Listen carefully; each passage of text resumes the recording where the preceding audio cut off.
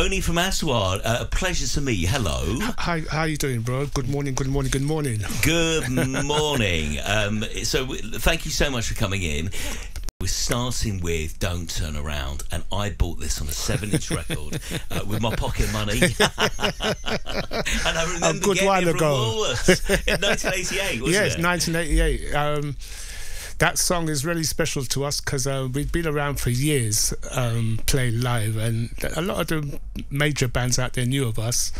So when we had the hit in 1988, Don't Turn Around, a lot of artists knew of us, but the general public didn't really know, and they really thought it was a new band at that time. Because you've been around for, what, a good decade, haven't you? We've been around for about 14, 15 years before we had proper chart success. So, yeah, on the circuit, most of the bands knew us. So when we had the #1, we were getting messages from everybody, all the musicians, everything, telling us, well done. So what do you remember about that time when you released that record and the reception it got? Well, I'll tell you the truth. Well, the day it went into the top 40, we were at home, and you remember Top of the Pops. So Top of the Pops was going. So Top of the Pops was something that everybody in the music business tuned in to. Everyone watched Everyone tuned in, and we'd made a video for the tune, and we were told that it was going to be played on Top of the Pops this particular week. So anyway, I sat at home waiting, watched Top of the Pops, waiting for the video to be shown, and it went all the way through Top of the Pops right to nearly 5. I think it was 25 past 7. Yeah. Because after that used to come, EastEnders used to come on. Of course, yeah. Right. Yeah. So watching it. No, Don't Turn Around, no video. No, Don't Turn Around, no video. And I'm thinking, well, it hasn't made it, or it's not gonna play.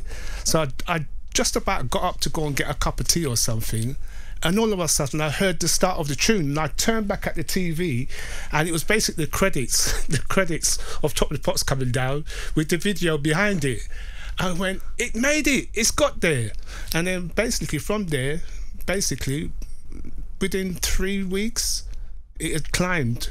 I think that one, because people who wouldn't have probably watched Top of the Pops and were tuning in for EastEnders, they would have been tuning in to waiting for the EastEnders, and they heard it as well. Yeah. And I think that was what gave it the proper push. And I remember, like, when it came out, it was the song of the summer, wasn't it? Because it came out kind of springtime, didn't it? Right, just as the weather got good. That's right. And it seemed to soundtrack that time, didn't it? Yeah, because and funny enough, when we actually recorded the whole LP, and the LP was finished, and then we were kind of talking to the record company about, you know, what could be the single. Now we'd made for the album, and we couldn't find a single, or what we said, and we decided, you know what, let's try and find one more track. And it was actually a producer from Jamaica who'd actually come here for Sunsplash, and they'd asked me, do you know any tracks or everything? And a brother named Jermaine, and he basically brought this track to us. And when we heard it, it wasn't because since that time we've learned that Tina Turner had done the track before us, but it was I think an artist called Luther Ingram, and it was basically a rock version of Don't Turn Around. And when we heard it, we kind of thought, yeah, not sure, but then there was something in the chorus that kind of connected me to it. So took everybody around the piano, we kind of sat down, tried to turn it around, and then once we got the chorus going, Johnny kind of went, yeah, I can hear it. And basically we turned it around to how you hear it on the record, and yeah, it became the single. Let's do another Aswad song. Now, I know this is from the 90s, but Shine is another one of those songs. Very much like Don't Turn Around. Yeah. It was just such a great summer, you know. Tell me about this one, because by the time this came out, you were household names. Yeah, by the time this came out, because we put out a couple of songs after Don't Turn Around, you're kind of looking for the next thing to carry you along. And we played this song Shine to our A&R man at the record company, and we'd gone through like about 10 songs, and we, you know, demo, give it to the A&R man, play them, and we'd given him 10 songs. He said, I don't really hear nothing on this. We kind of thought, bro, you're not really listening. Yeah. What mood you in when you were listening to the How song? can you not like this song? You know what I mean? So, you know, you make your demos, all right, here's the songs we want to record, Ray. So, anyway, and it was probably about 3 months later, we'd gone through a whole heap of songs or whatever, and we came back to the record company again, sat down again, and basically played the same 10 songs that we'd played like 3 months before. And when Shine came up, he went, yeah, that one. And we kind of looked at him and said, but still, we played that 3 months ago. But then sometimes that's how songs are. It depends what mood you're in, what day it is, the weather, whatever it is, what turns you on to a song or whatever. So he went, yeah, that one. Why didn't you play that to us before? And I said, but we did. You just didn't hear it. So, we decided that we chose Shine, recorded a version of it. And the version that came out was remixed by a remix set of people called Beatmasters. Once it came out, we heard it, and you know what? I actually need to make an apology to a Mr. Rick Wakeman, right? Because what happened when we put out this single, we got contacted by Mr. Rick Wakeman's publishing or whatever, saying Rick Wakeman is... He's a keyboard player from... You tell everybody Rick Wakeman is. He's a old-time rock keyboardist. Yeah. He used to play all these big-time keyboards, you know, he'd have a whole bank of keyboards in the rock world. So we knew of him, but he said that we'd use part of his song in the song. And at the time, I kind of thought, we all thought, well, we haven't used anything from Rick Wakeman. Yes. So what are you talking about? So anyway, where happened? We went to our publishing and whatever, and they said, you know, it's easier if we just give him part of the publishing or whatever and let that go. So we kind of say, but over the years, I've always thought, but how did Rick Wakeman get part of our publishing on Shine and wherever? So this has been, you know how long Shine has been. That's since 1994. So it wasn't till the other day, our manager, I was sitting in his car with him, my manager, and we was going through some songs, and Shine just happened to play. And he used to be a DJ years ago, so he knew all the songs and everything. So as Shine started, he just went, that's from Rick Wakeman. So it was. And I went, his name's Les Spain, right? And he said to me, and I said, Les, what do you mean that's from Rick Wakeman? He said, yeah, in the intro, that's from Rick Wakeman. And I said, I had to tell him, Les, after all these years, I've been saying, how did Rick Wakeman get part of the publishing in the song? And it wasn't till he played it, you know, I'm talking about probably 2 months ago. Yeah. Yeah, he said, yeah, whatever that thing that passed in the intro of the song, that's from Rick Wakeman. Oh, how weird. So, yeah, Rick Wakeman, apologies. But saying that, he has made money out of it. So, I mean, it's not that, you know. I read somewhere, Aswad is Arabic for black. Is that right? Yeah. Is that how you got your name? Yeah, but basically, in the early days, we had 2 other members, Brinsley and George, and they were looking for a name, basically, for the band. And basically, well, put it this way, Aswad starts with the letter A. Yeah. So if you're going to have a name that starts at any list, well, in the alphabet, it's always the first name you're going to come up with, isn't it? Of course, so it always puts it at the top of the list. And that worked for you. It must have worked for you. And it worked for us. And it worked for us. Definitely. I also heard another rumour, and this is interesting because we're going to go to Bob Marley today for this track, that you all played with each one of the ex-Wailers. Is that right? Or there's a connection with you and Bob Marley and the Wailers? Well, the reason... One good reason is the whole reason that we got a deal with Island Records is because when we was coming along, we didn't have no, right at the beginning, we didn't have no record deal. We'd been playing around the place and looking for something to happen, and we were playing and we was on the road, but you know, we needed a break somehow.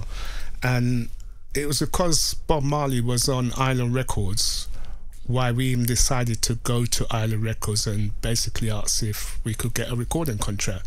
Now you have to remember, when we actually went to Isla Records, it wasn't, we hadn't made no appointment. We just got up one day and somebody said, let's go to Isla Records and see if they'll give us a record deal.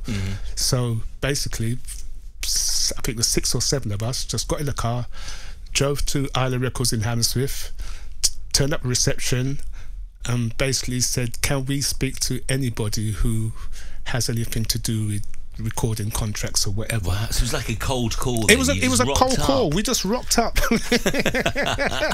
and give them their due. They didn't turn us away. You know, the receptionist tried to find somebody, and they found a brother named Richard Williams, and he actually became editor of the Times, I think, long time after he left Isla Records. We went into a meeting with him, sat down, played in some demos, and he heard the demos, and he didn't tell us no. Basically said, leave the tape with him, and he will get back in contact with us, not thinking that it would actually happen. Yeah. But he did. Whatever he did, he got us back in. We did some demos in Isla Records. They didn't send us somewhere else, so it took us into the big studio where everybody else recorded. Amazing. We did some demos in there, and basically that became the blueprint for the first album.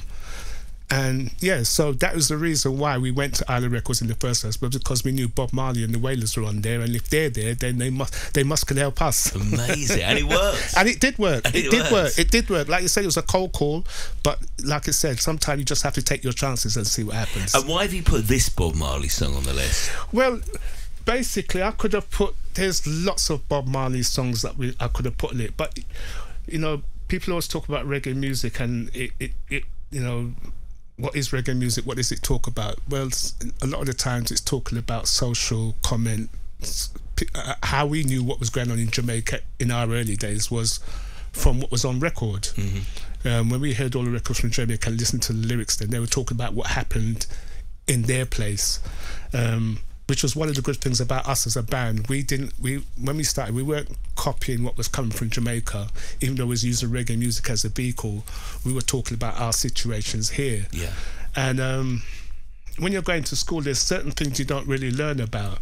And Buffalo Soldier was a song I'd never heard of, the Buffalo Soldiers. And even when Bob first put it out, it was like, Buffalo Soldier, what's a Buffalo Soldier? Yeah. And it wasn't until you went back and checked it and found out who they were and what it was, then you kind of realize, oh, so sometimes you can go to school or whatever, but sometimes messages, when they're put on record, it's, you know, whatever way you pick up messages or whatever. Yeah, that was just a poignant message. It made me go back and go check history and see what was going on.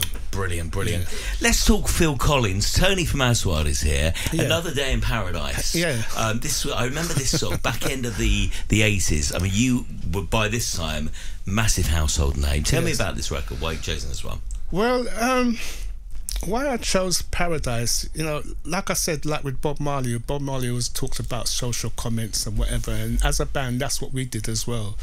We had tunes like African Children, Babylon, you know, talking about our situation of growing up here in England. And somebody asked me a question one day, and I kind of said, I had to say to them, well, it's not just reggae music who talks about those kind of things. You know, all music have had these connections to it. If you listen to Bob Dylan, he's always talking about social comment. And then I was looking through Phil Collins, because our connection to Phil Collins is that when we put out, one of the next record companies we went to was a company that Phil Collins was connected to. And then we picked up a manager there named John Arneson, who was part of Phil Collins' setup. So yeah, when I look back through, you know, the whole catalogue of music, when I listen to Paradise, sometimes you sing lyrics, but you're not really thinking what they're actually saying. Yeah. And when you listen to Paradise, he's basically talking about the homeless. Yeah. Even though it's such a sweet song, you might think it's a love song. These lyrics are really powerful. But they are powerful.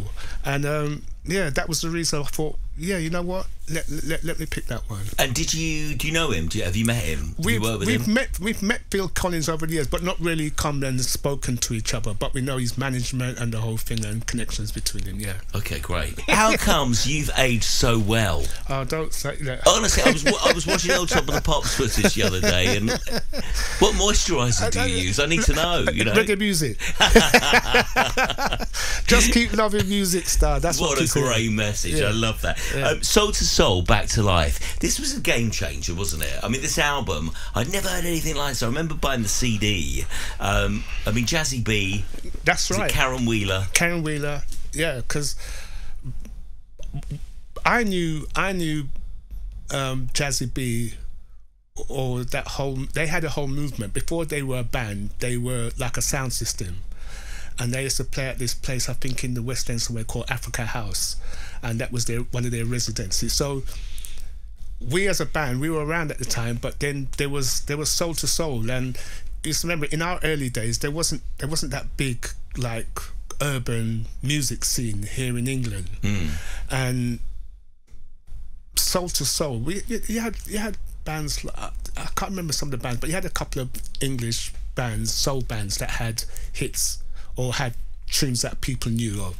Yeah. But then I think Soul to Soul was one of the ones that actually broke big and became international. And Karen Wheeler was somebody that we knew from the reggae circuit, because she used to be in another band. I think it was 15, it might be 15, 16 and 17. I can't remember the actual name of the band. But Karen Wheeler, she had sung many reggae tunes. So for Sia to take the next route on a big band like Soul to Soul and Back to Life being one of those tunes that everybody international, not just here in England but right across the world, it was just something that we went wicked.